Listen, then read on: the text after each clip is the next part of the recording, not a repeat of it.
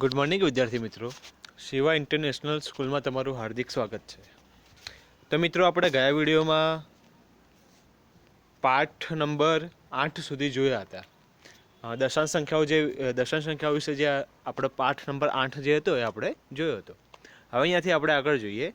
અહીંયાથી આગળ આવે છે પાઠ નંબર 9, માહિતીનું નિયમન.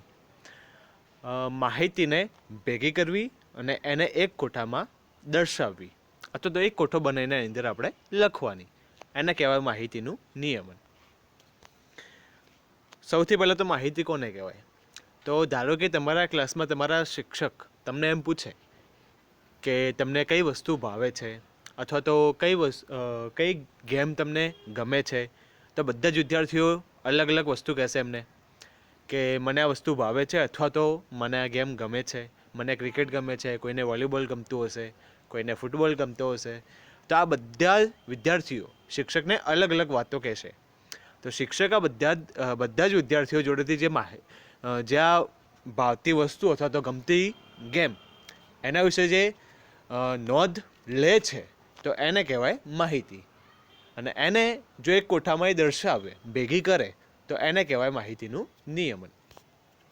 જેમ કે અહીંયા આપેલું છે, અહીંયા ક્રિકેટ વિશે આપેલું છે કે જે એ નામનો બોલર છે એને 10 ઓવરમાં 2 રન આપ્યા, 40 રન આપ્યા, અને 2 ઓવર મેડન કાઢી, એટલે કે આખી ખાલી કાઢી, કોઈ પણ રન આપ્યા સિવાય, અને 3 વિકેટ લીધી.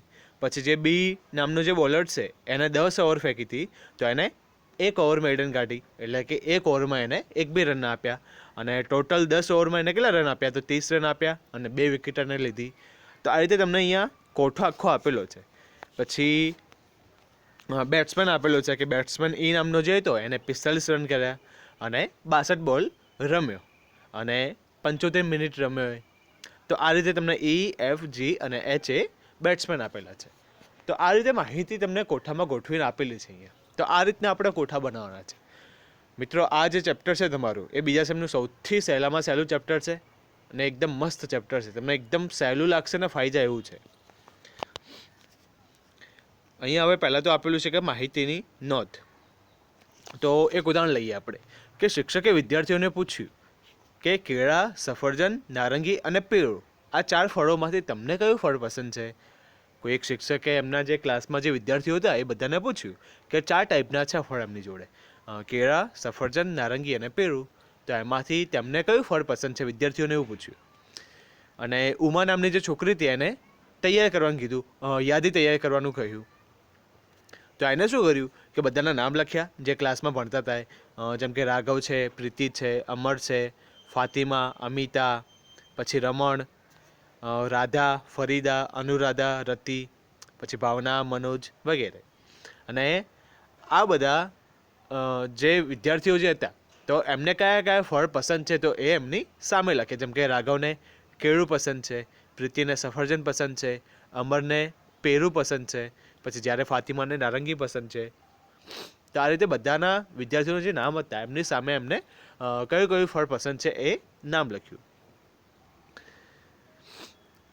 તો આ રીતે આપણે અહીંયા જે કોઠો જે બનાવેલો છે, જે ઉમાએ જે કોઠો બનાવ્યો હતો, તો આની પરથી આપણે એવું કહી શકીએ કે જે કેળા છે એ કેટલા વિદ્યાર્થીઓની પસંદ છે, પછી જે સફરજન છે એ કેટલા વિદ્યાર્થીઓને પસંદ છે, કેટલા છોકરાઓને અથવા તો કેટલી છોકરીઓને પસંદ છે. બરાબર વિદ્યાર્થી મિત્રો? તો આ તો વિદ્યાર્થીઓ ધારો કે ઓછા હતા એના ક્લાસમાં, પણ જો 100 વિદ્યાર્થીઓ હોય ક્લાસમાં, તો 100 વિદ્યાર્થીઓ માટે જો આવી યાદી તૈયાર કરવાની હોય તો કેટલો ટાઈમ લાગે, અને બહુ કંટાળો પણ આવે. તો અને એના પછી સલમા નામની બીજી છોકરી હતી, તો એને બીજો કોઈ વિચાર આવ્યો કે એને શું કર્યું કે ભોંય તળિયા પર 4 ચોરસ બનાવે. ફળો 4 હતા, તો 4 ચોરસ બનાવ્યા, અને 4 ચોરસની નીચે આવી રીતે નામ લખી દીધા કે કેળું, નારંગી, સફરજન અને પેરું. આ રીતે એને 4 ચોરસ નીચે નામ લખી દીધા. પછી એને શું કીધું કે દરેક વિદ્યાર્થીને એને કહી દીધું આખા ક્લાસમાં કે જેને કેળું પસંદ છે એ આ જે કેળા નામનું જે એક ચોરસનું ખાનું બનાવેલું છે, જે કે જેની નીચે કેળા લખેલું છે, એની અંદર એક કાંકરો મૂકવાનો, એક પથ્થર નાનો ટુકડો મૂકવાનો, પથ્થરનો નાનો ટુકડો. તો આ રીતે પછી જેને નારંગી પસંદ છે એ નારંગીવાળા ખાનામાં નાનો પથ્થરનો ટુકડો મૂકશે. તો આ રીતે એને બધા વિદ્યાર્થીઓને કીધું. તો શું આ રીતે શિક્ષકનું કામ સરળ બનશે? એટલે કે શું શિક્ષકને આ રીતે ગણવાથી સહેલું પડશે કે અઘરું પડશે? એના પછી તો આટલા સુધી આ માહિતીવાળું હતું કે અલગ અલગ ટાઈપના જે કોઠા આપણે બનાવી શકીએ, નામ લખીને એની માહિતી લઈ શકીએ આપણે લોકો જોડેથી, પછી કોઠા બનાવીને પણ આ રીતે આપણે લઈ શકીએ. હવે માહિતીનું સંગઠન આવે છે. સંગઠન એટલે કે ભેગી કરવી અને એક કોઠામાં દર્શાવવી. હવે તમારે ધીમે ધીમે પ્રોપરલી આવે છે. રોનાલ્ડો નામનો જે હતો છોકરો, એને શું કર્યું કે એને પેલી કાંકરી વિદ્યાર્થી જોડે, એના ફ્રેન્ડો જોડે કાંકરી મુકાવવા નથી માગતો, પણ એને શું કર્યું કે ફળનું નામ લખ્યું, નિશાની કરી અને સંખ્યા લખી. આ રીતે જે અહીંયા કોઠો બનાવેલો છે તો એને આ રીતે ચાર્ટ કર્યો. તો આ જે ચાર્ટ છે એને કઈ રીતે કર્યું કે કેળા કોને કોને ભાવે છે તો એને પૂછી લીધું કે કેળા જે છે એ કોને કોને પસંદ છે. તો ધારો કે 8 જણાએ આંગળી ઊંચી કરી કે એમને પસંદ છે, તો એને 8 રાઈટ કર્યા, વચ્ચે નિશાની કરી નાખી. પછી નારંગી કોને કોને પસંદ છે તો એના માટે ધારો કે 3 જણાએ એવું કીધું કે 3 જણા જે વિદ્યાર્થીઓ જે હતા ક્લાસમાં એમને કીધું કે અમને નારંગી પસંદ છે, તો 3 રાઈટ કર્યા વચ્ચે અને સંખ્યા લખી કે આટલા લોકોને નારંગી પસંદ છે, આટલા લોકોને કેળા પસંદ છે. તો આ રીતે કોઠો બનાવ્યો. તો આપણે આ રીતે કોઠો બનાવવા માટેની જે પ્રોપર રીત જે છે, જે રીતથી આપણે કોઠો બનાવીએ તો એના વિશે જ આપણે આ પાઠમાં ભણવાનું છે. હવે એક ઉદાહરણ છે એ પહેલું, એના વિશે આપણે જોઈ લઈએ કે મધ્યાહન ભોજન જે બપોરે ખાવાનું મળે સ્કૂલમાંથી એ. તો એના માટે એક શિક્ષકે શું કીધું કે એક છોકરી મારિયાને કયા વિદ્યાર્થીઓને શું શું પસંદ છે એના વિશે પૂછવાનું કીધું એને, અને એની યાદી લાવવાની કીધી. તો એને શું કર્યું કે ભોજનની અંદર 3 વસ્તુ હતી, ભાત, રોટલી અને ભાત અને રોટલી બંને. તો આ 3 વસ્તુ માટે એને પૂછવાનું કીધું કે આ 3 વસ્તુઓમાંથી કોને કઈ કઈ વસ્તુ ભાવે છે, તો એના વિશેની યાદી તૈયાર કરવાની છે. તો એને શું કર્યું કે ખાલી ભાત જ ભાવતા હોય ને તો એના સામે આવી રીતે વિદ્યાર્થીઓ કેટલા હતા તો એમના માટેની ઊભી ઊભી લીટીઓ કરી એને.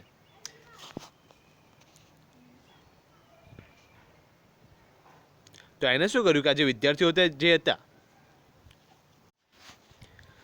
તો એને શું કર્યું કે આ જે કોઠો જે બનાવ્યો છે તો આની અંદર એને એવું કર્યું કે જે એને ખાલી ભાત જ ભાવતા હોય તો એના માટે સામે લાઈન ઊભી ઊભી લીટીઓ કરી છે કે જે રીતે અહીંયા આપેલી છે એ રીતે.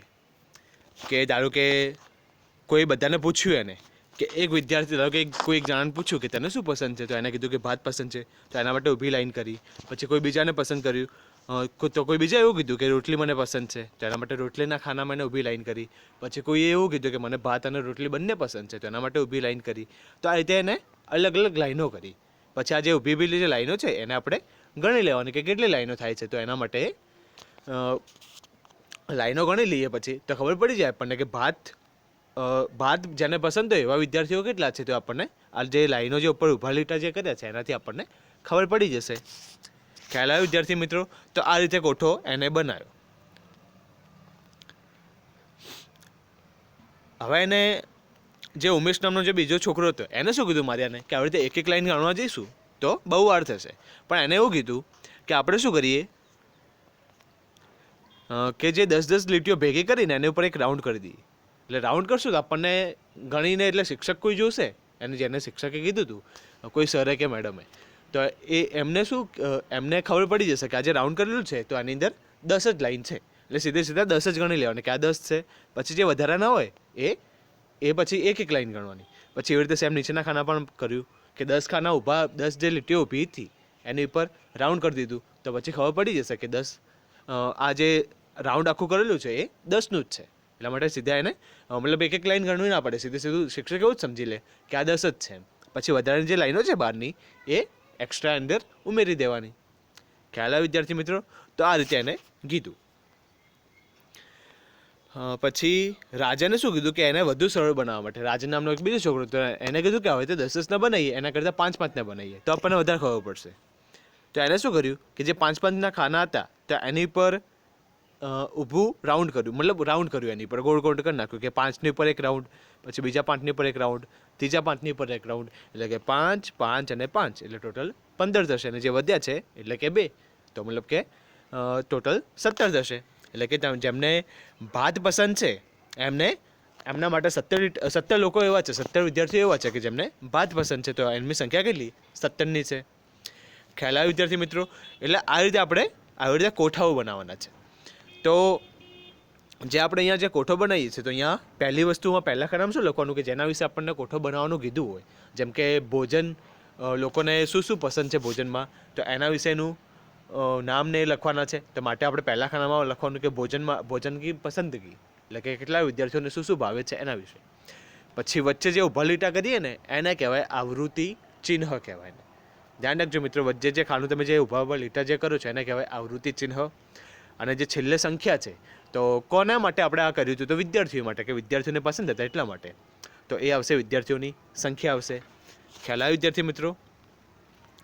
પણ હવે જે તમે ઊભું રાઉન્ડ જે કર્યું છે, આડું આખું ગોળ ગોળ કર્યું છે 5-5 લીટા પર, એની જગ્યાએ આપણે આવું નહીં કરવાનું. હવે કોઠો બનાવવાનો છે આપણે આવો. બધાની અંદર આપણે કોઠો આ રીતનો બનાવવાનો છે. એટલે કે ધારો કે 4 જણા 5 જણા ભાત જે પસંદ કરવાવાળા જે છે,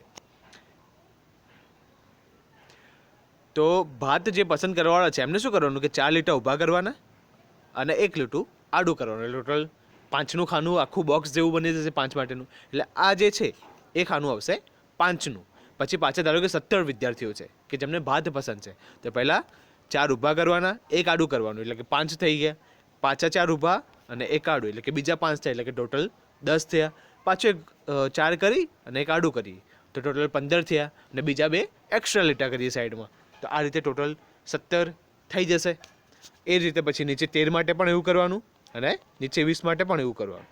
તો ખ્યાલ આવ્યો વિદ્યાર્થી મિત્રો? તો આપણે આ રીતે કોઠો બનાવવાનો છે. અહીંયા 17માં વિદ્યાર્થી મિત્રો વધારાના આપેલા છે. અહીંયા છેલ્લામાં 5નું બોક્સ બનાવેલું છે, એ નહીં બને. ત્યાં આગળ ખાલી 2 ઊભા લીટા જ આવશે. ખબર પડી વિદ્યાર્થી મિત્રો? તો આ રીતે આપણે કોઠો આ રીતે જ બનાવવાનો છે બધા દાખલાઓમાં. ખાલી કોઠો બનાવવાનું. તમને પ્રશ્નો પૂછેલા છે 1-2 કે ભાત કેટલા વિદ્યાર્થીઓને પસંદ છે, તો તમે અહીંયા નીચે લખી શકો કે 17 વિદ્યાર્થીઓને ભાત પસંદ છે. પછી ભાત અને રોટલી બંને પસંદ હોય એવા વિદ્યાર્થીઓ કેટલા છે, તો 20 વિદ્યાર્થીઓ છે એવા. ખ્યાલ આવ્યો વિદ્યાર્થી મિત્રો? તો આ રીતે નીચે 2-3 પ્રશ્નો પૂછેલા છે ને આપણે જાતે આવો કોઠો બનાવવાનો. એકદમ સિમ્પલ છે. હવે જો ઉદાહરણ 2થી આપણે અહીંયા તમારા દાખલાઓ ચાલુ થાય છે બધા. તો જોઈએ પહેલાં ઉદાહરણ 2 કે એકતાએ એના 6ઠ્ઠા ધોરણના વિદ્યાર્થીઓના બૂટના નંબરની માહિતી એકઠી કરી.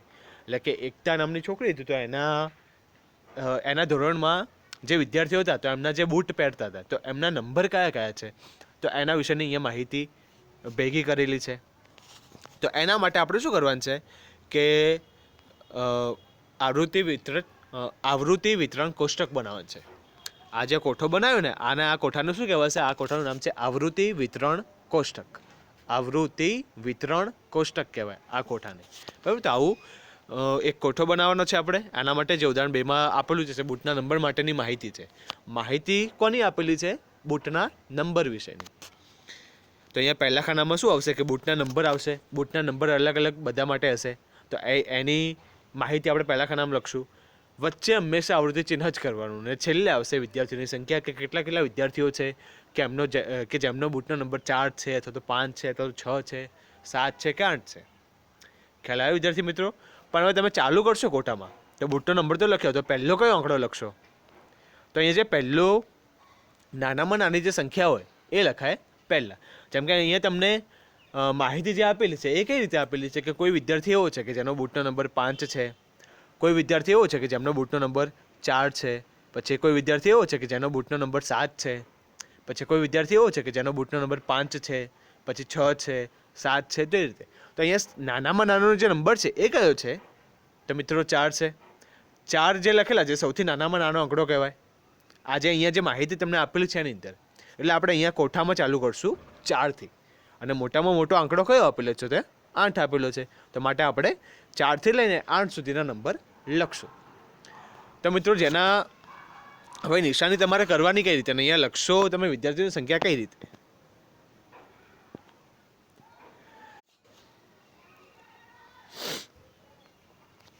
તો મિત્રો અહીંયા તમને જે અહીંયા આપણે 4થી જે કોઠામાં લખવાનું ચાલુ કર્યું છે, તો પહેલાં તો ગણી લેવાના કે 4 જે છે એ કેટલે વખત લખેલા છે. એટલે કે કેટલા વિદ્યાર્થીઓના બૂટના નંબર 4 છે?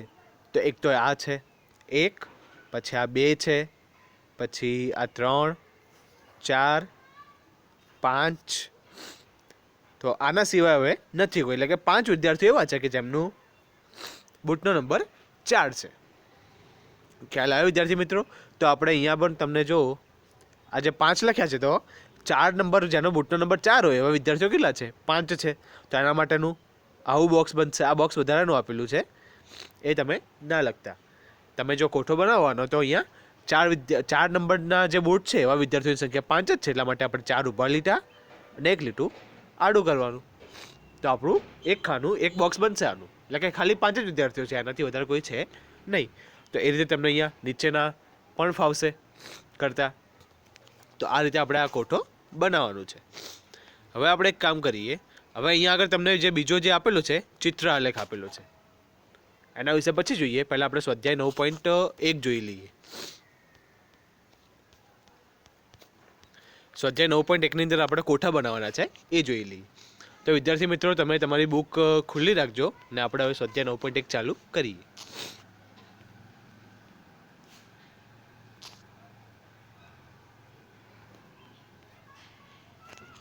તો જો વિદ્યાર્થી મિત્રો, સ્વાધ્યાય 9.1માં તમને શું આપેલું છે કે ગણિતની એક કસોટીમાં કોઈક સ્કૂલમાં એક ક્લાસમાં ગણિતનો એક ટેસ્ટ લેવામાં આવ્યો અને એમાં 40 વિદ્યાર્થીઓ છે ટોટલ. તો એમને જે માર્ક્સ મળ્યા છે ટેસ્ટમાં એ અહીંયા આપેલા છે. ટોટલ 40 વિદ્યાર્થીઓ છે. તો કોઈ એક વિદ્યાર્થીને 8 માર્ક્સ મળ્યા, કોઈ એક વિદ્યાર્થીને 1 માર્ક્સ મળ્યો, કોઈ એક વિદ્યાર્થીને 3 માર્ક્સ મળ્યા, કોઈ વિદ્યાર્થીને 7 માર્ક્સ મળ્યા. તો આ રીતે આપણે આજે આપણને માહિતી જે આપેલી છે એના માટેનો કોઠો બનાવવાનો છે. તો આપણે શું કરશું કે સૌથી ઓછામાં ઓછા માર્ક્સ કેટલા મળેલા છે એ લોકોને? તો સૌથી નાનો આંકડો કયો છે આની અંદર જે માહિતી તમને આપેલો છે? 1 છે. અને સૌથી મોટામાં મોટો આંકડો કયો છે? 9 છે. અહીંયા તમને જોશો તમને ચોખ્ખું દેખાઈ જશે કે 1 આપેલો છે, એનાથી 0 કોઈને આવ્યા નથી, એટલે નાનામાં નાનો આંકડો 1 છે અને મોટામાં મોટી સંખ્યા કઈ આપેલી છે? આપણને 9 આપેલી છે. એટલે જે તમે કોઠો બનાવો તો એની અંદર ચાલુ કરવાનું 1 થી, અને 1 થી લઈને 9 સુધી આપણે લખવાનું. તો જે પહેલું જે ખાનું છે એમાં શું લખશો તમે? મેળવેલા ગુણ. એટલે કે 1 માર્ક્સ કેટલા વિદ્યાર્થીઓને આવ્યો છે, પછી 2 માર્ક્સ કેટલા વિદ્યાર્થીઓને આવ્યો છે, પછી 3 માર્ક્સ કેટલા વિદ્યાર્થીઓને આવ્યો છે. તો એ રીતે આપણે અહીંયા પહેલું ખાનું મેળવેલા ગુણ માટે બનાવવાનું. પછી વચ્ચે આવશે આવૃત્તિ ચિહ્ન, પછી છેલ્લામાં આવશે વિદ્યાર્થીઓની સંખ્યા, એટલે કે 1 માર્ક્સ આવ્યો છે એવા વિદ્યાર્થીઓ કેટલા, પછી 2 માર્ક્સ આવ્યો છે એવા વિદ્યાર્થીઓ કેટલા, પછી 3 માર્ક્સ આવ્યો હોય એવા વિદ્યાર્થીઓ કેટલા. તો એ સંખ્યા લખવાની ને વચ્ચે કરવાનું આપણે ચિહ્ન, એટલે કે ઊભા લીટા કરવાના. તો આપણે 1 માટે ગણીએ. ધારો કે તો અહીંયા આપણે જોઈ લઈએ કે 1 માર્ક્સ છે એ કેટલે વખત આવેલો છે લોકોને? તો 1 માર્ક્સ જે છે આ 1 અને આ 2 વિદ્યાર્થીઓ એવા છે કે જેમને 1 જ માર્ક્સ આવેલો છે, બાકીના કોઈ જગ્યાએ આપણને 1 દેખાતો નથી. તો માટે 1 જે માર્ક્સ છે એ ખાનામાં કેટલા લખશું આપણે? વિદ્યાર્થીઓની સંખ્યા 2 લખશું મિત્રો. એટલે કે 1 માર્ક્સ આવ્યો હોય વિદ્યાર્થીઓ 2 છે, તો અને વચ્ચે આવૃત્તિ ચિહ્નમાં આપણે વિદ્યાર્થીઓની સંખ્યા 2 આવી છે માટે 2 ઊભા લીટા કરશું. ખ્યાલ આવ્યો વિદ્યાર્થી મિત્રો? તો એ રીતે તમારે ગણીને અહીંયા લખવાના કે 2 માર્ક્સ આવ્યો હોય એવા વિદ્યાર્થીઓની સંખ્યા આપણને 3 મળશે, તો માટે 3 લીટા ઊભા કરવાના. પછી 3 માર્ક્સ આવ્યો હોય એવી વિદ્યાર્થીઓની સંખ્યા 3 મળશે, તો એના માટે ઊભા લીટા કરવાના. પછી 4 માર્ક્સ આવ્યો હોય એવી વિદ્યાર્થીઓની સંખ્યા 7 છે, એટલે કે 5 વાળું બોક્સ બનાવવાનું. આ રીતે જે અહીંયા તમને જે બોક્સ આપેલું છે મેં દોર્યું છે અહીંયા 1 2 3 અને 4 અને 1 આડું, એટલે કે 5 થઈ ગયા. હંમેશા આ રીતે 5 જો 5 આવતા હોય અથવા તો 5 કરતાં વધારે આવતા હોય તો આ રીતે 5 માટે તો આવું બનાવી જ દેવાનું. 7 છે, 5 કરતાં વધારે કહેવાશે. 4 આવે ને 4 સુધી તો આપણે 4 સુધી તો આપણે સીધા ઊભા લીટા તમે કરી શકો.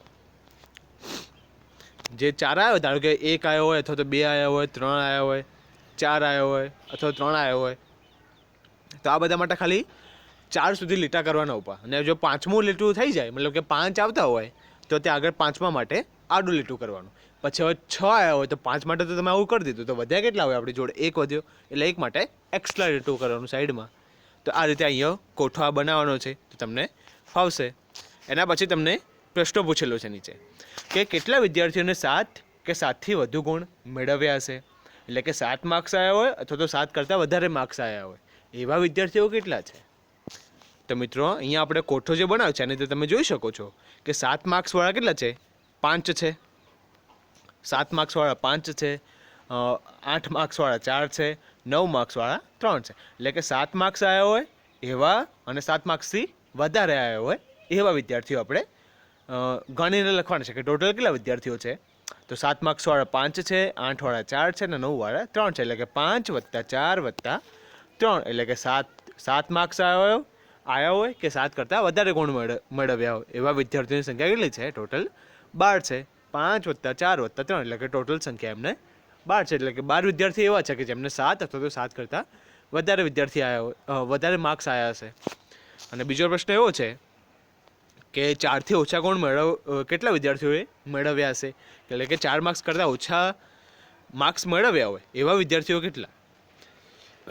તો આની અંદર કેવું કરવું કે 4 માર્ક્સવાળા નહીં લેવાના, 4 માર્ક્સ કરતાં વધારે માર્ક્સ આવ્યા હોય આપણે એવા વિદ્યાર્થીઓ લેવાના છે. તો અહીંયા તમે જોઈ શકો છો કે જે 4 માર્ક્સ આવ્યા છે અથવા તો એના કરતાં વધારે આવ્યા છે, 4 માર્ક્સ કરતાં જે ઓછા આવ્યા છે માર્ક્સ એવા કેટલા છે? તો 1 માર્ક્સવાળા, 2 માર્ક્સવાળા અને 3 માર્ક્સવાળા વિદ્યાર્થીઓ લેવાના આપણે. તો વિદ્યાર્થી મિત્રો અહીંયા જો તમે જોઈ શકો છો કે 1 માર્ક્સવાળા, 2 માર્ક્સવાળા અને 3 માર્ક્સવાળા એ કેટલા છે? 2, 3 અને 3 છે.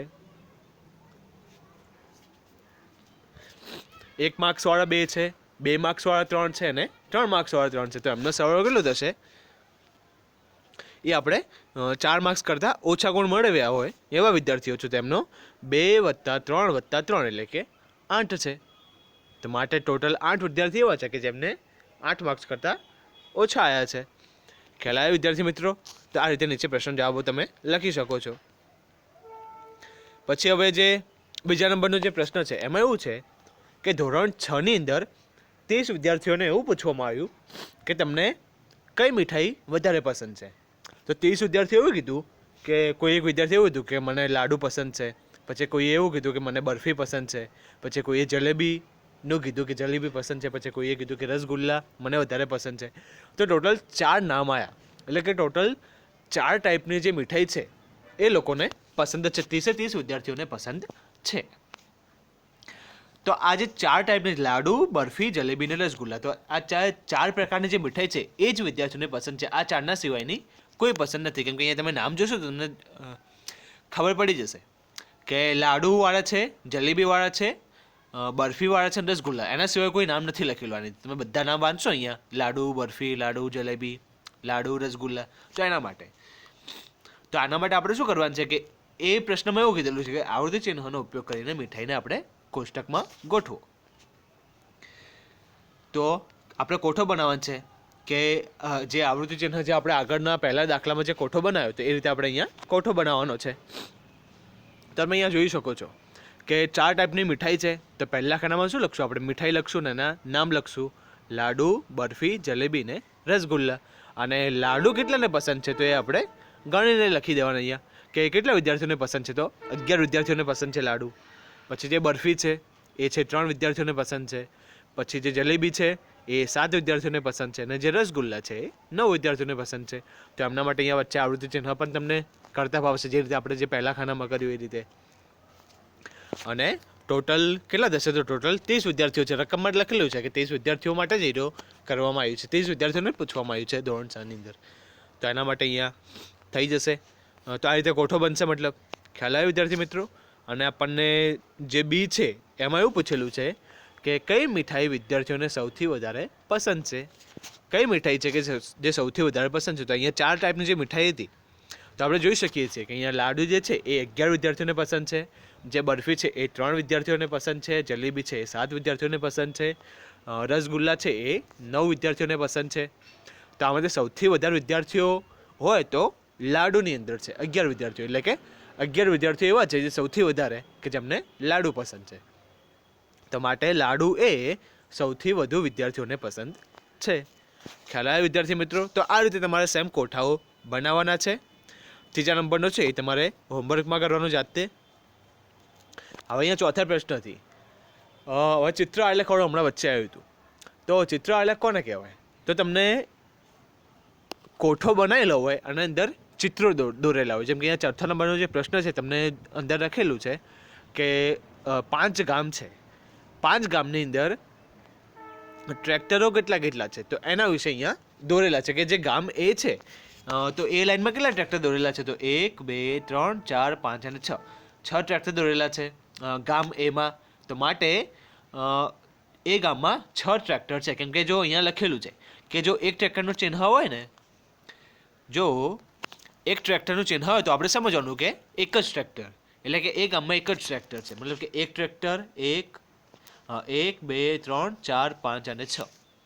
એટલે કે પહેલા ગામમાં જે ગામ એ છે એની અંદર 6 ટ્રેક્ટર છે એ ગામમાં. ખ્યાલ આવે વિદ્યાર્થી મિત્રો? પછી ગામ બીમાં 5 ટ્રેક્ટર છે. પછી ગામ સીમાં સૌથી વધારે છે. જો અહીંયા સૌથી લાંબી લાઈન દોરેલી છે. તો 1 2 3 4 5 6 7 અને 8, એટલે કે 8 ટ્રેક્ટર છે ગામ સીમાં. તો હવે આ તમને રકમમાં તમને આવી રીતે કોઠો બનાવીને આપેલો છે. આપણે ખાલી પ્રશ્નનો જવાબ કહેવાના છે. કયા ગામમાં સૌથી ઓછી સંખ્યામાં ટ્રેક્ટર છે? તો આમાંથી તમે જોઈ શકો કે કયા ગામની અંદર સૌથી ઓછા ટ્રેક્ટર છે. તો અહીંયા તમે ચોખ્ખું દેખાય છે કે જે ગામ ડી છે તો ત્યાં આગળ ખાલી 3 ટ્રેક્ટર છે, એટલે સૌથી ઓછા ટ્રેક્ટર છે. એટલે અહીંયા તમારે ખાલી જવાબ જ લખવાના. જે તમને આલેખ જે આપેલો છે એની પરથી જવાબ જ લખવાના આ પ્રશ્નોના. તો કયા ગામમાં પછી સૌથી વધારે સંખ્યામાં ટ્રેક્ટર છે? તો અહીંયા સૌથી લાંબી લાઈન ટ્રેક્ટરની ક્યાં આગળ છે? સી ગામમાં. એટલે કે ગામ સીમાં સૌથી વધારે ટ્રેક્ટર છે. બી ગામની સરખામણીમાં સી ગામમાં કેટલા વધારે ટ્રેક્ટર છે? એટલે કે બી ને સી વાળી જે લાઈન છે એ બંને લાઈન જોઈએ. તો બી કરતાં જે ગામ બી છે તો એના કરતાં સી ગામમાં ટ્રેક્ટર કેટલા વધારે છે? એટલે કે એ જે ગામ બી હતું જે, તો જો આપણે જોઈ શકીએ છીએ કે ગામ બીની અંદર 1 2 3 4 અને 5 ટ્રેક્ટર છે. જ્યારે ગામ સીમાં 1 2 3 4 5 6 7 અને 8 ટ્રેક્ટર છે. તો ગામ બીમાં 5 છે અને ગામ સીમાં 8 છે. તો 5 કરતાં 8 જે છે એ કેટલો વધારે ગણાય? એટલે કે 5માં કેટલા ઉમેરીએ તો 8 આવે, એટલે કે 3 ઉમેરશું તો 8 આવશે. એટલા માટે ગામ સીમાં ગામ બી કરતાં 3 વધારે ટ્રેક્ટર છે. ખ્યાલ આવે વિદ્યાર્થી મિત્રો? તો આ રીતે તમારે પ્રશ્નો જવાબ આપવાના છે. અને સેમ આજે 4થા નંબરનો છે. 5મામાં પણ આવી રીતે પ્રશ્નો પૂછેલા છે. તો તમારે હોમવર્કમાં 6ઠ્ઠામાં પણ પ્રશ્નો પૂછેલા છે અને 7મામાં પણ પ્રશ્નો પૂછેલા છે. તો આનો તમારે આ રીતે જવાબો આપવાના છે. ખ્યાલ આવે વિદ્યાર્થી મિત્રો? તો આ જે તમને જે કોઠો આપેલો છે એને કહેવાય ચિત્ર આલેખ. કેમ કે ચિત્ર દોરીને બનાવેલો છે કોઠો, એટલા માટે આવા આલેખને ચિત્ર આલેખ કહેવાય. આવો જે કોઠો બનાવેલો હોય એને ચિત્ર આલેખ કહેવાય. ખબર પડી વિદ્યાર્થી મિત્રો? તો આ રીતે તમારે અહીંયા સાથે જે 9.1 છે એ અહીંયા પૂરું થાય છે. હવે એનાથી આગળ જોઈએ આપણે ચિત્ર આલેખ દોરવાના. ચિત્ર આલેખ આપણે અહીંયા તો તમને આપેલા હતા, તો આવી રીતે આપણે દોરવાના છે. તો કઈ રીતે દોરશું? તો એના માટે અહીંયા તમને જે 7મું ઉદાહરણ આપેલું છે, પછી 8મું ઉદાહરણ આપેલું છે, 2 ઉદાહરણ આપેલા છે. અને આપણે સ્વાધ્યાય 9.2 ચલાવીએ એની પરથી તમને ઉદાહરણ નંબર જે 7મું અને 8મું છે એ તમને જાતે કરી શકશો તમે. તો સ્વાધ્યાય 9.2માં ખાલી 2 દાખલાઓ જ છે, ખાલી 2 જ તમને પૂછેલા છે ચિત્રાલેખ. તો એના વિશે આપણે જોઈ લઈએ, એટલે તમારું આ બીજું સ્વાધ્યાય પણ પૂરું થાય. તો જો બીજા જે 9.2 સ્વાધ્યાય છે તો એની અંદર શું છે કે 5 ગામના પ્રાણીઓની સંખ્યા નીચે મુજબ છે. 5 ગામ જે હતા તો એમની અંદર જે પ્રાણીઓની સંખ્યા છે, એટલે કે ગામ એમાં 80 પ્રાણીઓ છે. કૂતરા બિલાડા ગાય ભેંસ બધું ભેગું કરીએ તો ગામ જે એ છે એની અંદર 80 પ્રાણીઓ છે. ગામ સીની અંદર 90 પ્રાણીઓ છે. પછી ગામ ઈની અંદર 60 પ્રાણીઓ છે. ગામ બીની અંદર 120 પ્રાણીઓ છે અને ગામ ડીની અંદર 40 પ્રાણીઓ છે. તો આપણે આના માટે ચિત્ર આલેખ દોરવાનો છે. અહીંયા તમને લખેલું છે કે પ્રાણીઓનો ચિત્ર આલેખ દોરવાનો. પણ ધ્યાન રાખજો મિત્રો, કઈ રીતે દોરવાનો? તો તમારે નિશાની આવી કરવાની. તમને પ્રશ્નમાં આપેલું છે કે આ જે ગોળ દોરેલું છે અને ચોકડી કરેલી છે એવી નિશાની કરવાની, અને એક નિશાનીના બરોબર 10 પ્રાણીઓ આવે એ રીતે તમારે નિશાનીઓ કરવાની. એટલે કે જો તમે એક નિશાની કરો આવી ચોકડી ગોળવાળી, તો સમજી લેવાનું કે એના બરાબર 10 પ્રાણીઓ છે. એટલે કે એક નિશાની બરાબર 10 પ્રાણીઓ. એટલે એ કઈ રીતે કરીએ આપણે જોઈએ તો તમને પહેલાં તો અહીંયા આપેલું છે કે A B C D અને E 5 ગામના પ્રાણીઓ અહીંયા આપેલા છે. તો અહીંયા એ રીતે આપણે સૌથી પહેલાં તો નિશાનીઓ કરવાની છે. તો ગામ જે એ હતું એની અંદર કેટલા પ્રાણીઓ હતા ટોટલ? જો સૌથી પહેલાં આપણે જોઈ લઈએ કે જે ગામ એ હતું એની અંદર 80 પ્રાણીઓ હતા. તો 80 પ્રાણીઓ માટે આપણે નિશાનીઓ કરવાની છે, પણ એક નિશાની બરાબર આપણે 10 પ્રાણીઓ લેવાના. એટલે કે 80 પ્રાણીઓ હોય એટલે 10 પ્રાણી માટે એક જ નિશાની કરવાની. ટોટલ 80 પ્રાણી હતા, તો એમાંથી 10 પ્રાણી માટે એક નિશાની કરવાની, બીજા 10 પ્રાણી માટે એક નિશાની કરવાની, પછી ત્રીજી વખત તમે જે નિશાની કરો એના માટે પણ 10 પ્રાણીઓ. ખ્યાલ આવ્યો વિદ્યાર્થી મિત્રો? એટલે કે જો તમે એક નિશાની કરશો તો એના બરાબર 10 પ્રાણીઓ ગણાઈ જશે. તો માટે આપણે એક નિશાની કરી તો 10 પ્રાણીઓ આવી ગયા, પાછી બીજી નિશાની કરી તો પાછા 10 આવી ગયા, એટલે કે કેટલા થયા? ટોટલ 20 પ્રાણીઓ થયા. પછી ત્રીજી નિશાની આવી તો 30 પ્રાણીઓ, પછી 40, 50, 60, 70 અને 80. એટલે માટે 80 પ્રાણીઓ માટે આપણી 8 નિશાની થશે. એ રીતે બી માટે પણ તમે કરી શકો કે 120 પ્રાણીઓ છે તો 10, પછી 20, 30, 40, 50, 60, 70, 80, 90, 100, 110 અને 120. એટલે કે 120 પ્રાણીઓ માટે આપણે 12 નિશાની કરશું. પછી સી માટે 10, 20, 30, 40, 50, 60, 70, 80 અને 90 પ્રાણીઓ હતા ટોટલ જે ગામ સી હતું એની અંદર. એટલા માટે એના માટે 9 નિશાની કરશું. પછી ગામ ડી માટે 40 જ પ્રાણીઓ હતા, માટે આપણે 4 નિશાની જ કરશું આવી. ખ્યાલ આવ્યો વિદ્યાર્થી મિત્રો? તો એ રીતે આપણે આ ગામ માટે જે 5 ગામ હતા તો એના માટે આવી રીતે આપણે ચિત્ર અલગ તમે દોરી શકો જાતે. એના માટે કેટલાક પ્રશ્નો જે છે એ પણ પૂછેલા છે, તો પ્રશ્નોનો જવાબ પણ લખવાના છે. કે ગામ ઈ માટે કેટલા ચિહ્ન દર્શાવવા પડશે, એટલે કે કેટલી નિશાની કરવી પડશે ગામ ઈ માટે? તો ગામ ઈની અંદર આપણે કેટલી કરેલી છે? 1, 2, 3, 4, 5, 6. એટલે કે 6 નિશાની, મતલબ કે 60 પ્રાણીઓ હતા તો એના માટે 6 નિશાની દર્શાવવી પડશે. કયા ગામમાં સૌથી વધારે પ્રાણીઓ છે? તો અહીંયા આપણે જોઈ શકીએ છીએ કે જે બી વાળી જે લાઈન છે, જે ગામ બી હતું તો એના માટે લાંબી લાઈન છે નિશાનીની, બધા કરતાં વધારે છે. તો માટે બી ગામમાં સૌથી વધારે નિશાનીઓ છે, એટલા માટે ત્યાં આગળ વધુ પ્રાણીઓ છે. હવે જે અહીંયા 2 ગામ આપેલા છે, ગામ એ અને ગામ સી, તો આ બંને ગામમાંથી કયા ગામમાં સૌથી વધારે પ્રાણીઓ છે? એટલે કે ગામ એમાં વધારે પ્રાણીઓ છે કે ગામ સીમાં વધારે પ્રાણીઓ છે? તો ગામ એ અને ગામ સી એ બંનેની અંદર વધારે મોટી લાઈન કોની છે, એટલે કે વધારે નિશાનીઓ કોની અંદર કરેલી છે આપણે? તો ગામ એમાં. એટલે કે ગામ એની અંદર આપણે વધારે સોરી મિત્રો, અહીંયા ભૂલ થઈ ગઈ છે થોડીક. આપણે નિશાનીઓ તમારે ગણી કરવાનું, એવું નહીં કે લાંબી લાઈન કરવાની. અહીંયા ગણી, કેમ કે મને એવું લાગ્યું મેં નિશાનીઓ નાની નાની કરી હતી સીની અંદર, એટલે નાની લાઈન થઈ હતી. પણ આપણે જોઈ શકો છો તમે અહીંયા કે જે કાં તો પછી તમને અહીંયાથી જે ઉપર આપેલું હોય ને એના પરથી પણ તમે કહી શકો કે એ અને સી, એ ગામ અને સી ગામ એ બંનેમાંથી વધારે ક્યાં આગળ છે? તો સી ગામમાં છે. એટલા માટે ગામ એમાં 80 પ્રાણીઓ છે, ગામ સીમાં 90 પ્રાણીઓ છે, તો માટે સી ગામમાં વધારે પ્રાણીઓ છે, 90 પ્રાણીઓ. ગામ એ કરતાં 10 પ્રાણીઓ વધારે છે, તો માટે સી ગામની અંદર વધારે છે, એવું આપણે કહી શકીએ. તો આ રીતે તમે જવાબો પણ લખી શકશો. મિત્રો અહીંયા મેં સી જે ગામ હતું એની અંદર નાની નિશાની કરી, એટલા માટે ભૂલ થઈ ગઈ. પણ વાંધો નહીં, તમારે શું કરવાનું કે એક સરખી નિશાનીઓ કરવાની અને લાઇનસર તમારે કરવાની, એટલે કે એક નિશાની નીચે બીજી નિશાની આવી જોઈએ, એ રીતે તમારે કરવાની. તો અહીંયા આગળ તમને આ રીતે ખબર પડી જશે. તો ખ્યાલ આવ્યો વિદ્યાર્થી મિત્રો? તો આ રીતે આપણે નિશાનીઓ તમારે કરવાની છે અને પ્રશ્નનો જવાબ તમારે લખવાના છે. એના પછી તમને બીજો પ્રશ્ન આપેલો છે કે